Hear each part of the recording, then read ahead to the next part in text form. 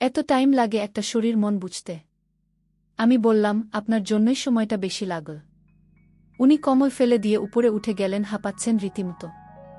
আমি একটা থাপ্পড় দিয়ে বললাম, আমরা খাব, আমার খুব খিদে পেয়েছে। আর 1 মিনিট খেতে থাকলে আমার হয়ে যাবে। মা মেয়ের কি অদ্ভুত মিল, যেন আমার বউ আমাকে খাইয়ে দিচ্ছে। এবার উনি বললেন, আমি ভাবছিলাম তুমি আমাকে ট্রেনে দিবে। দিলা না কেন?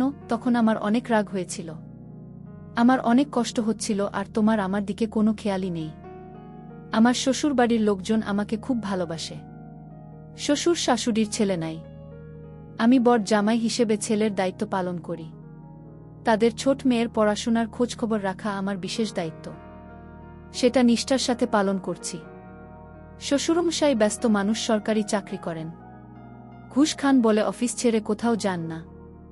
ঘুষ খেলে নাকি সংসার ঠিক থাকে না। কথাটা আসলে সত্য। বড় মেয়েটাকে আমি বিয়ের আগে 4 বছর দিয়েছি। তাকে একটা ছেলের ফ্ল্যাটে গিয়ে দিয়েছি। ছোট্ট মেয়েটা ক্লাস 7-এ থাকতে প্রেম করা শুরু করে দিয়েছে। আমার শাশুড়ি নাকি অনৈতিক সম্পর্ক আছে কার সাথে একটু আধটু কানে আসে। যাই হোক, প্রায় 1 বছর যাবৎ শাশুড়ির পিঠে ব্যথা। আমার বুকের সাথে নিয়ে 45 জন ডাক্তার দেখেছে। সব পরীক্ষা নিরীক্ষা করা শেষ। কোনো ডাক্তার রোগ ধরতে পারে না। সবাই বলে আপনিই তো সুস্থ আছেন। একদিন রাতে শাশুড়ি ফোন। উনি প্রায় কাঁদতে কাঁদতে আমাকে বললেন, তোমার সত্য আমাকে নিয়ে যাবে না? তুমি আমাকে ইন্ডিয়া নিয়ে চলো বাবা। আমি কি বলব বুঝতে পারছিলাম না। এর মধ্যে শ্বশুর ফোন নিয়ে বললেন, বাবা তোমার শাশুড়িকে তো বুঝতে পারছি না। কিছু হয়নি। আমার কিছু টাকা নষ্ট করবে, তাই ইন্ডিয়ায় যাওয়ার বায়না করছে। তুমি একটু তোমার শাশুড়িকে নিয়ে ইন্ডিয়ায় যাও। আমি বললাম, ঠিক আছে আব্বা, আমি আপনার মেয়ের সাথে কথা বলে সিদ্ধান্ত নিই। আমার বুকে বলার পর সে অনুরোধ করে বলল, প্লিজ নিয়ে যাও। আমাদের তো তেমন কেউ নেই যে সে সময় দেবে। পরের দিন বউসহ শ্বশুরবাড়ি এসে শাশুড়ির সব কাগজপত্র দিয়ে পাসপোর্ট করতে দিলাম। আমার আগেই পাসপোর্ট ভিসা ছিল, মাঝে মাঝে ইন্ডিয়া যেতে হয় অফিস ও ব্যবসার কাজে। 15 দিনের মধ্যে কাগজ রেডি হয়ে গেল। প্ল্যান করলাম ঢাকা থেকে কলকাতা ট্রেনে, তারপর কলকাতা থেকে বিমানে চেন্নাই। যেদিন রওনা দিবস এদিন সকালে হঠাৎ বইয়ের খুব ইচ্ছে হলো। আমিও তাকে মন ভরে দিলাম। পরে বুঝলাম ওর মাকে আমার কুনজর থেকে বাঁচাতেও এই ক্ষুদ্র চেষ্টা। আজকে হলে আগামী 7 দিন অন্তর ঠান্ডা থাকব। স্টেশনে আসলাম আমি আর আমার বউ। শ্বশুর আমার শাশুড়িকে নিয়ে আসলেন। উনার রংটম দেখে মনে হচ্ছিল না উনি রোগী। দেখে মনে হচ্ছে হানিমুনে যাচ্ছে। আমার বউ তার মায়ের এই সাজগোজ ভালোভাবে নিল না। তার মুখ দেখে আমি বুঝলাম 40 বছর বয়সী একজন মহিলার ঠোঁটে লাল লিপস্টিক, লাল হিল জুতা, লাল সাদা কামিজ আর লাল তোকে কুচি দেওয়া পায়জামার সাথে ম্যাচিং করে না। ও না, তাদের একপাশ দিয়ে ঝোলানো, অন্য পাশেটা পুরা স্টেশনের সবাই ফুল চার তেষ্টা মেটাচ্ছে।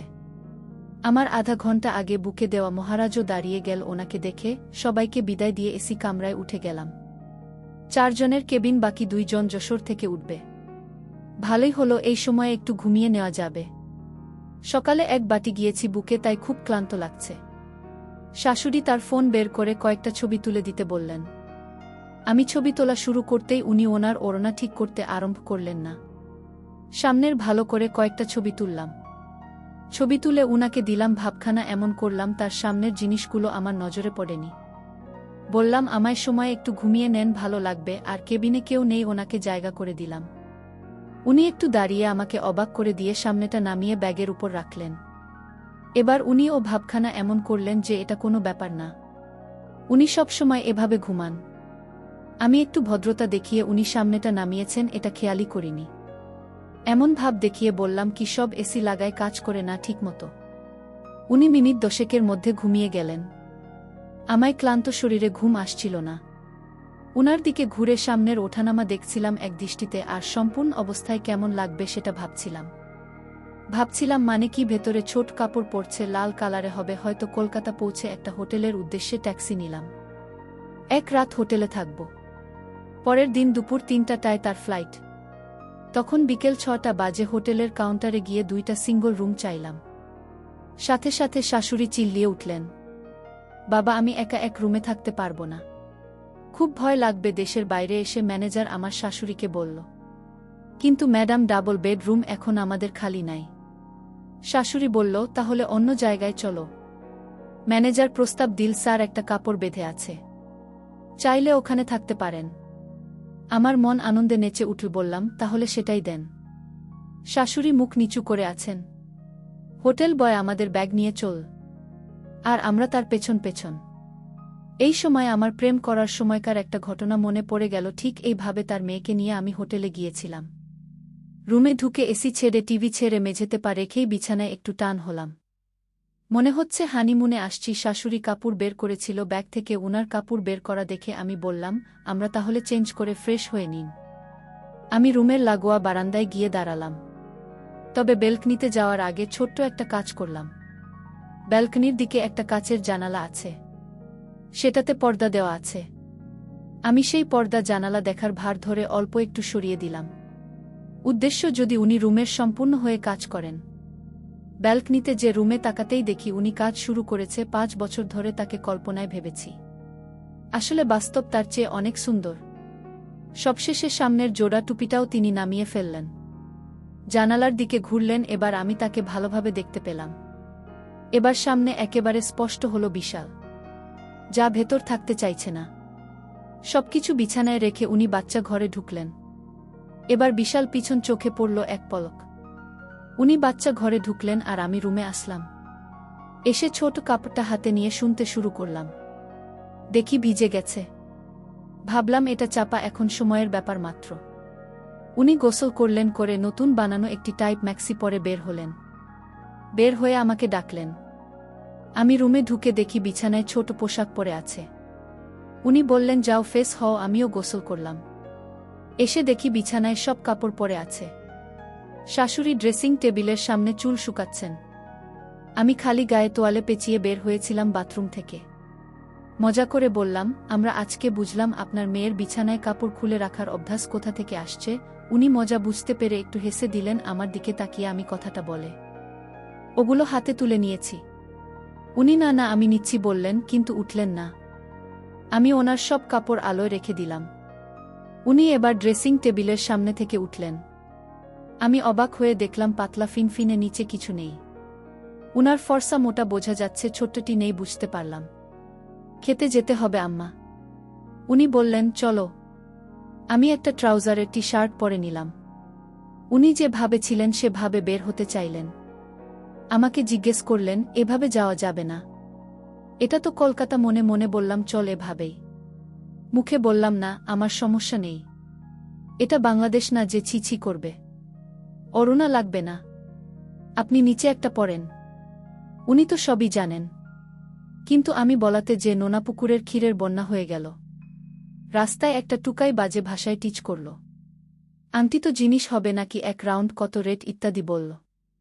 আমি খুব খুশি হলাম, আর আমার শাশুড়িও খুব রাগ করল না। খেতে বসে ওয়েটার আসরে না। পরে বুঝলাম একই দিয়ে কালো বোঝা যাচ্ছে। রুমে আসলাম। রাতের কলকাতা ঘুরে দেখবে শাশুড়ি হন তখন রাত 8টা। আমি বললাম, আর যাওয়ার দরকার নেই, ফেরার পথে এখানে 2 দিন থেকে যাব। চলেন আশপাশে একটু হাতাহাতি করি। এবারও তিনি সেই ম্যাচে টাই পরে বের হতে চাইলেন। আমি বললাম, চলেন। আমরা অনেক ভালো লাগছে এই ড্রেসে আপনাকে। বাইরে গিয়ে একটা ওষুধের দোকানের সামনে যে ওনাকে বললাম, আমরা বাইরের খাবার খেলাম, পেটে গ্যাস হবে, একটু দাঁড়ান, 2টা গ্যাসের ওষুধ কিনে নেই বলে ওনাকে একটু দূরে দাঁড় করিয়ে দেখে আমি দোকানে গিয়ে 5টা দীর্ঘ সময় কাজের ট্যাবলেট, গ্যাসের ট্যাবলেট নিলাম। সাথে চকলেট ফ্লেভার আর স্ট্রবেরি ফ্লেভারের 2 প্যাকেট কিনলাম। বের হয়ে এসে পানি কিনে রাস্তায় একটা গ্যাসের ওষুধ আর একটা ওষুধ খাইয়ে দিলাম।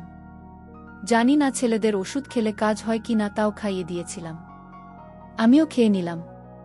কলকাতার রাস্তায় দাঁড়িয়ে বাংলাদেশের সম্ভ্রান্ত মুসলিম ফ্যামিলি জামাই শাশুড়ি একসাথে কাজের ওষুধ খাচ্ছে, এমনটা ভাবতে আমি শিউরে উঠলাম।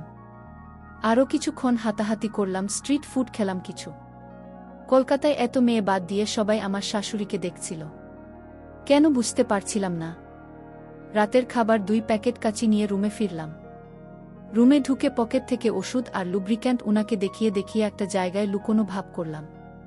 তারপর ওনার ঠিক সামনে একটি তোয়ালে কোমরে পেঁচিয়ে চেঞ্জ করে নিলাম। শুধু তোয়ালে ছাড়া আমি সম্পূর্ণ হয়ে গেলাম। উনি বারবার চোখ তুলে আমাকে দেখতে লাগলেন। এবার আমার মোবাইলের ভিডিও অন করে একটা জায়গায় রেখে দিলাম। ঘরের ভেতর কি হয় দেখার জন্য রেখে আমি বাথরুমে গেলাম।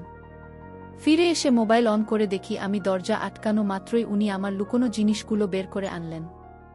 সব দেখে খুব তাড়াতাড়ি সেগুলো সেই জায়গায় রেখে দিলেন। রেখে দিয়ে কাজের কয়েকবার হাত দিলেন।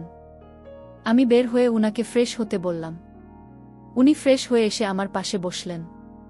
আমি টিভি দেখছিলাম, উনিও রাজি আমিও রাজি, কিন্তু কেউ কাউকে বলতে পারছি না।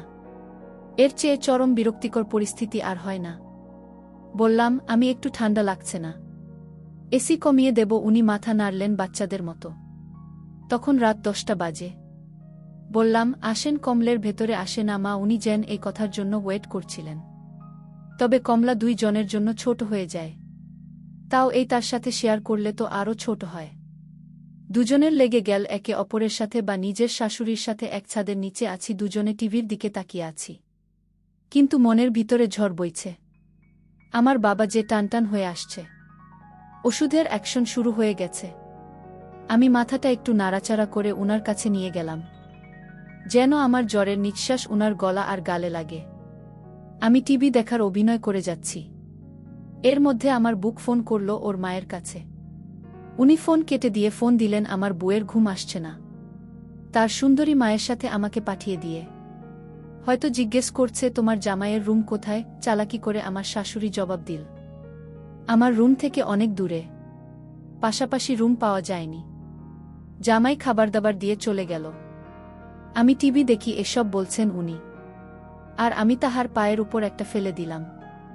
2 মা মেয়ে পেঁচা শুরু করছে, সারাদিন কি করল সেসব নিয়ে। এর মধ্যে আমি তাহার সামনে দিয়ে আমার একটা হাত ফেলে দিলাম। উনি দাঁড়িয়ে তো আমার দিকে ঘুরলেন। আমি আর সহ্য করতে পারলাম না। উনি ফোনে কথা বলছিলেন, চমকে উঠলেন। উনি আমার মাথা সরিয়ে দিয়ে বোঝালেন, কথা বলছি। উনি শুধু বললেন, এখন রাখব, আমি একটু বাচ্চা ঘরে যাব, পরে ফোন দেব। ফোন কেটে উনি যে খ্যাপা বাঘ হয়ে গেলেন। বললেন, বোকা ছেলেটা আমার, এত টাইম লাগে একটা মেয়ের মন বুঝতে। আমি বললাম, আপনার জন্যই সময়টা বেশি লাগলো। উনি কমল ফেলে দিয়ে উপরে উঠে গেলেন। হাঁপাচ্ছেন রীতিমতো। আমি একটা থাপ্পড় দিয়ে বললাম, আমরা খাব, আমার খুব খিদে পেয়েছে, আর 1 মিনিট খেতে থাকলে আমার হয়ে যাবে। মা মেয়ের কি অদ্ভুত মিল, যেন আমার বউ আমাকে খাইয়ে দিচ্ছে।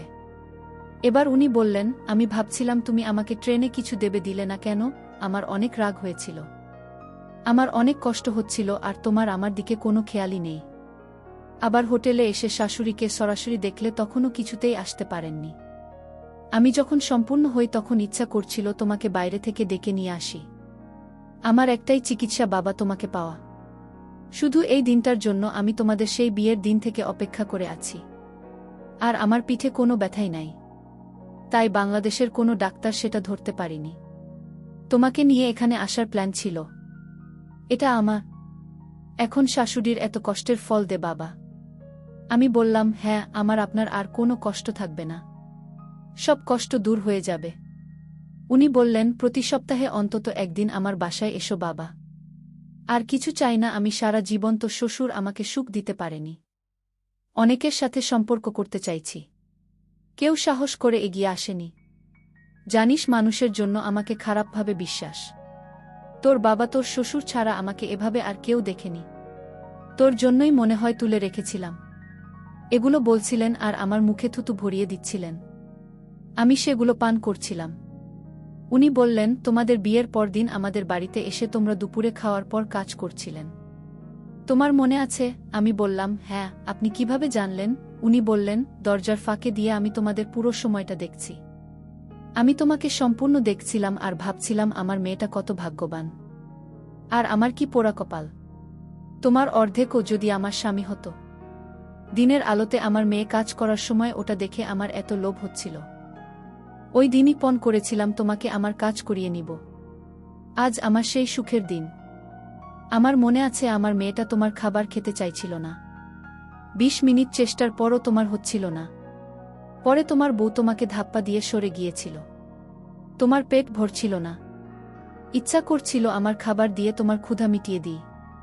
আজকে আমাকে অনেক সেবা করো বাবা। আমি ওনার খাবার খাচ্ছিলাম আর গল্প শুনছিলাম। উনার ডাক নাম রেবেকা। বললাম, আমরা একটু খাটের উপর উঠে দাঁড়ান না। উনি খাটের উপর দাঁড়িয়ে গেলেন। এরপর বললাম, আমার লক্ষ্মী, আমাকে একটু মেঝেতে নেমে হাঁটেন।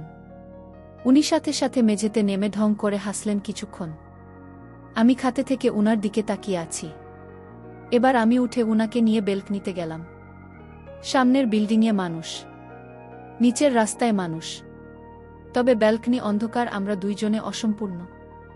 আমার শাশুড়ি একটু লজ্জা পাচ্ছিল। এক বাটি ক্ষীর ওনার মুখের ভিতর ঢেলে দিলাম। উনি মুখটা বের করে কয়েকবার থুথু করে ক্ষীরগুলো বেলকনিতে ফেলে দিয়ে বাচ্চা ঘুরে গেলেন। মোবাইলের লাইট জ্বালিয়ে দেখলাম প্রায় 1 বাটি হবে।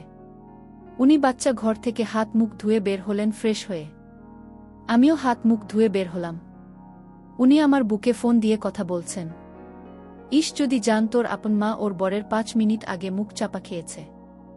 উনি কথা বলছেন আর আমি মোবাইলে আমাদের সম্পূর্ণ সেলফি তুলেছিলাম। উনি ওনার মেয়ের সাথে কলকাতার নানান বিষয়ে আলাপ করেছেন ফোনে, আর সেই মেয়ের জামাই উনার সাথে। উনি ফোন রাখার পরে বললাম, আমরা তাহলে কি করা যায়, কালকে চেন্নাই যাবেন। অসুখ তো ভালো হয়নি। উনি বললেন, প্রশ্নই ওঠে না, টিকিট ক্যান্সেল করো বাবা। আমি বললাম, করে কি করব, 15 দিন তো থাকতে হবে। টাকাগুলো শ্বশুর দিলেন, খরচ করতে হবে। উনি বললেন, তুমি জাস্ট চেন্নাই হাসপাতালের নাম দিয়ে ভুয়ো কিছু কাগজপত্র বানাও।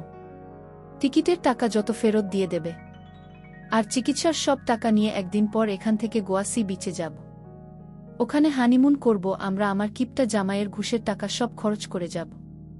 আর হ্যাঁ, কাগজপত্র এমনভাবে বানাবো যে 23 মাস পরে আবার আমি আর তুমি আসতে পারি চেক আপ করার জন্য, অপারেশন রাখা বা নিজের শাশুড়ির মুখে এত সব প্ল্যান। এর কথা শুনে বাস দাঁড়িয়ে গেল। আর ভাবলাম কি, এটা রাত বাজলো 11, হঠাৎ কেটে নক করল। দুজনেই সম্পূর্ণ জাস্ট রেবেকা বাটন লাগিয়ে আমাকে চোখ দিয়ে ইশারা করে গেট খুলে দিলেন। হোটেলের বয় আসছে মশার স্প্রে দিতে, আর কিছু লাগবে কি না শুনতে। আমি এই অবস্থায় কম্বলের ভেতর ঢুকে গেছিলাম। আমি আমাদের কথা বলছি দেখে ছেলেটা অবাক হয়ে গেল। মাই ড্রেস পরে ছেলের সামনে। ছেলেটা যাওয়ার পর ভেতরটা দেখে বললাম, বাচ্চা দুইটা তো সিজার করা হচ্ছে না? উনি বললেন, হ্যাঁ বাবা, জামাই দিয়ে কাজ করাব, তাই যত্ন নিয়েছি। কাজ করব তাই মোজা পরে নিচ্ছিলাম। তখন আমরা বলল, মোজা পরা লাগবে কেন, এই জায়গা তো পরিষ্কার। মিনিট 20 উল্টেপাল্টে কাজ করার পর উনি এর মধ্যে কাজ শেষ করলেন। বললেন, এখন আর কাজ করব না বাবা, এখন বিশ্রাম নাও। বিশ্রাম নিতে নিতে আমি ঘুমিয়ে গেলাম। ওইভাবে ভোর 5টায় আবার ডেকে তুললাম। চলতে থাকে এভাবে। বন্ধুরা, গল্পটি কেমন লাগল? ভালো লাগলে শেয়ার করুন এবং চ্যানেলটি সাবস্ক্রাইব করে সাথে থাকুন।